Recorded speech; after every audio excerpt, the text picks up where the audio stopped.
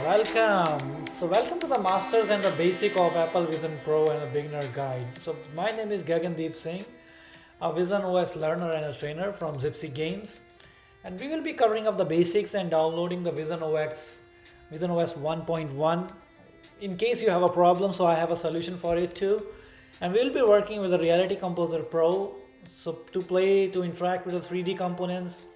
And then in case you have a problem, then I have a dedicated server, Discord server, where we'll try to answer your queries as soon as possible. So then this is the Vision OS.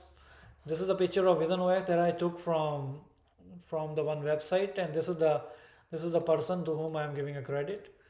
And moving ahead, so this will be the app that we will be building. We will be placing a 3D object with the help of Reality Composer Pro, and then we will be working on the Apple Vision Pro app icon.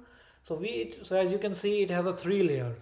It's not showing right now, but in the app it will be show. And then we will be showing up with the directions, how the directions is work with the help of actual mannequin and this card and poster and the 3D object. And then hope you will love this course and hope to see you soon. Thank you.